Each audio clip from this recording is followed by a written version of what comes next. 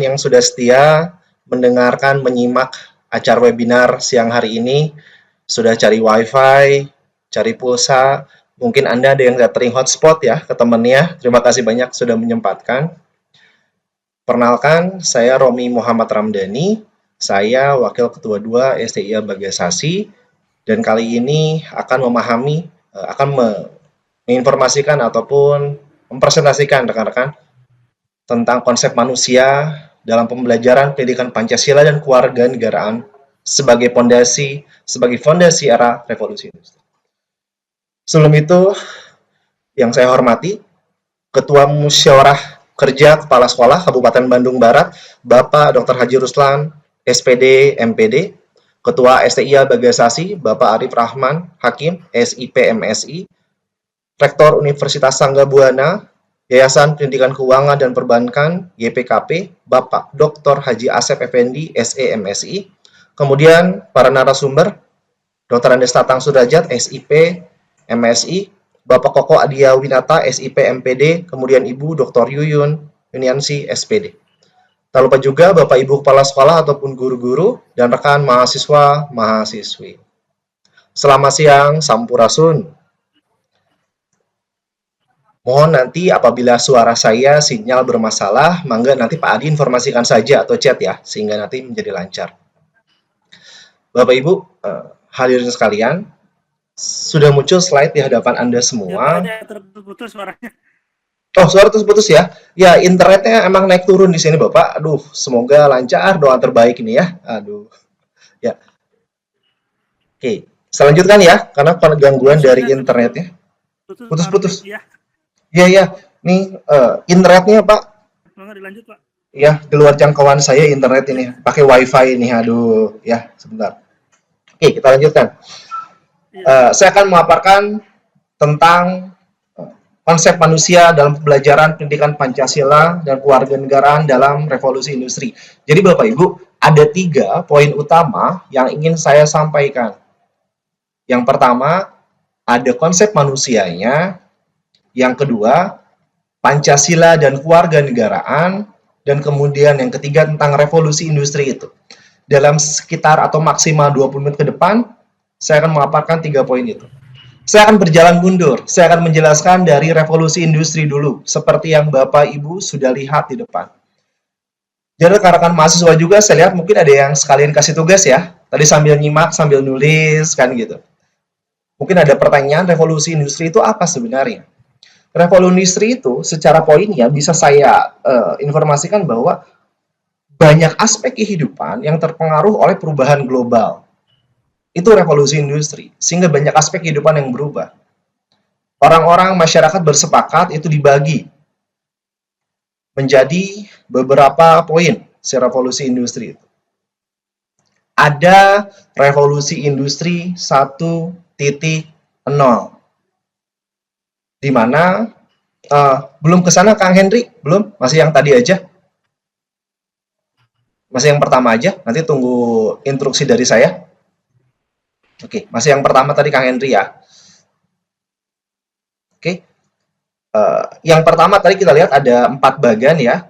Ada revolusi industri 1.0. Di revolusi 1.0 itu, sebagai contoh masyarakat yang biasa bekerja dengan menggunakan tenaga apa adanya, misal kapal layar yang menggunakan tenaga angin. Ini pada sebelum zaman revolusi industri 1.0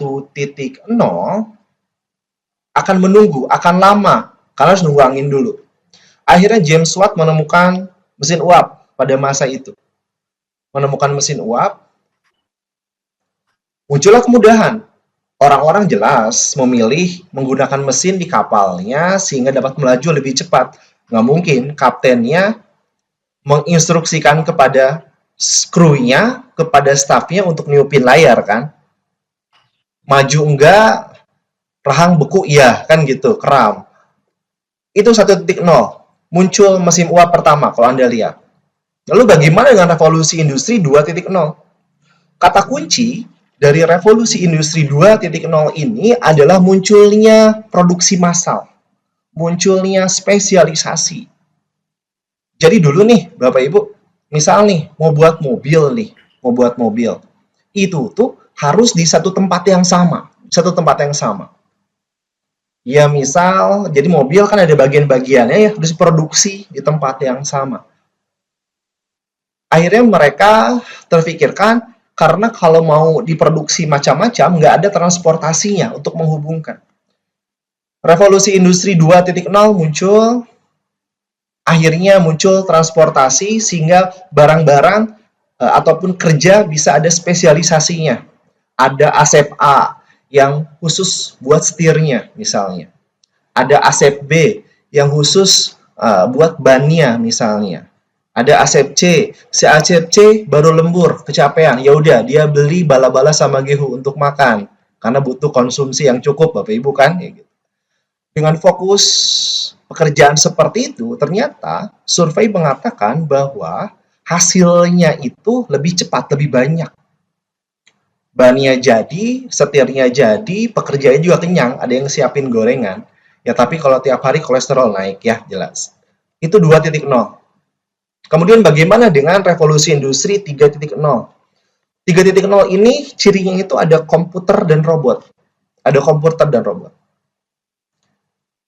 Harusnya dengan adanya komputer dan robot ini, manusia bisa memunculkan potensi terbaiknya untuk berpikir, untuk memimpin, untuk berkarya, karena sudah dibantu nih sama teknologi. Tapi memang bagi kita guru, bagi kita dosen, Pancasila dan kewarganegaraan, mendidik mahasiswa kita, mendidik murid kita untuk berpikir sebuah tantangan tersendiri. Karena jangankan untuk berpikir, kadang mahasiswa kita untuk membaca membutuhkan keringat darah dan air mata, Bapak Ibu. Contoh misal, Anda guru, Anda dosen, Anda posting di grup kelas tentang tugas. Anak-anak tugas dikumpulkan tanggal 1 Juli 2020. Nanti muncul komen di bawah Anda. Maaf Bapak, dikumpulkannya kapan? Nah, pertanyaan atau komentar seperti itu yang membuat guru dan dosen darah tinggi, asam lambung naik, dan susah buang air besar, Bapak Ibu. Menariknya lagi, ini merupakan tantangan dari kita semua untuk bagaimana mengembalikan fitrah manusia sebagai pemimpin, pemikir, pencipta dari karya. Lalu bagaimana 4.0 yang sekarang menjadi tema bahasan sekarang? Pada 4.0, lebih berkembang, ada kemudahan-kemudahan dalam dunia digital. Oke, makanya pada PowerPoint tadi ada sudah tersambung dengan dunia digital. Contoh bagaimana tersambung dengan dunia digital? Anda di gadgetnya, di handphonenya yang sudah memiliki aplikasi dari bank tertentu misalnya, bisa melakukan transfer ataupun transaksi dimanapun, kapanpun. Selama tentu saja ada kuota, ada listrik, baterainya, ada tercukupi. Bisa kapanpun, dimanapun. Oke. Yang saya ingin sampaikan di poin tentang revolusi industri ini adalah nanti dimanapun revolusi industrinya, mau nanti 5.0 yang sudah mulai diintip oleh Jepang, gitu ya, akan ada selalu nilai-nilai yang ingin dimasukkan. Untuk kita nilai-nilai Pancasila dan kewarganegaraan tentu saja. Kang Henry boleh masuk ke slide yang kedua, Kang Henry tolong. Nah, di slide nomor 2 ini, saya ingin memunculkan sebuah gambar, saya ingin memunculkan sebuah konsep tentang tadi burung Garuda yang Anda lihat. Sebagai simbol, ada nilai-nilai Pancasila, ada nilai-nilai kewarganegaraan yang ingin saya informasikan. Apa contoh dari nilai Pancasila? Apa contoh dari nilai kewarganegaraan yang ingin diinformasikan? Misal saja, dosen dan guru mempunyai misi untuk membuat mahasiswanya bertanggung jawab, membuat muridnya bertanggung jawab. Minimal aja bertanggung jawab untuk fokus belajar saat di kelas misalnya.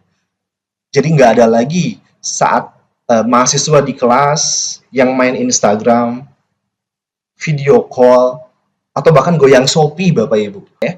Yang terakhir nanti saya akan memperlihatkan ada slide yang ketiga sama Kang Henry nanti diperlihatkan tentang fungsi otak. Oke. Nilai Pancasila, nilai kewarganegaraan dimasukkan pada setiap zaman, pada setiap tahap revolusi industri 1.0 sampai ke jam berapa. Di slide yang ketiga, saya ingin memperlihatkan bahwa nilai-nilai itu tidak akan masuk. Jadi wawasan nilai-nilai yang guru, yang dosen sampaikan ke mahasiswa, ke murid, tidak akan masuk seandainya dosen ataupun guru belum memahami bagaimana informasi bisa masuk ke dalam kepala manusia. Pertanyaan selanjutnya adalah nanti bagaimana sebenarnya cara informasi bisa masuk.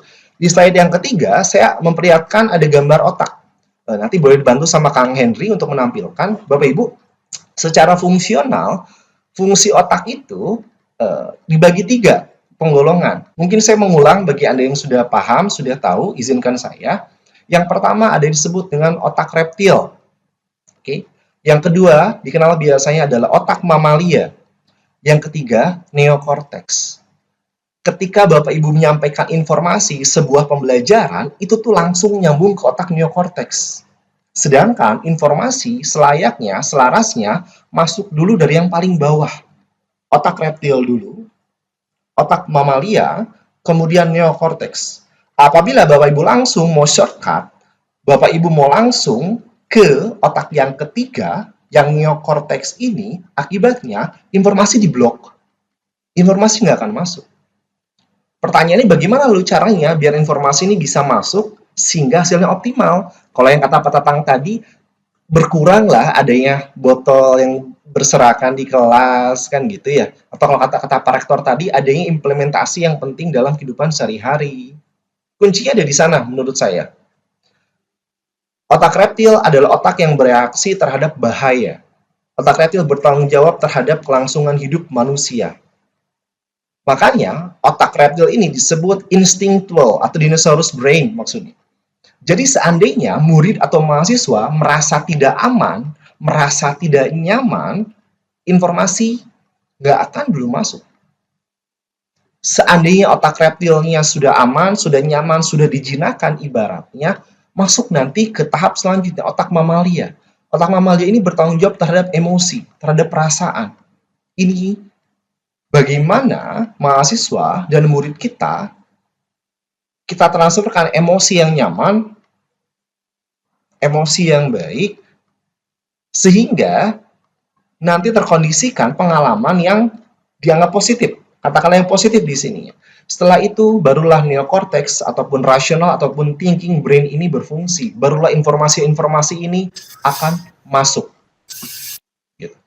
Itu dia. Saya ulangi lagi, karena waktu saya 5 menit lagi. Jadi yang pertama, Bapak Ibu, pastikan yang pertama, pada zaman kapanpun kita akan memasukkan nilai Pancasila kewarganegaraan, pastikan kita memahami bagaimana manusia berpikir. Makanya, yang menjadi paparan saya, bagaimana memahami konsep manusianya. Dalam pembelajaran Pancasila kewarganegaraan sebagai fondasi, kan ini dasar. Karena sebagai banyak pun wawasan yang akan masuk, kalau alurnya, selangnya kurang pas, jadinya kurang efektif.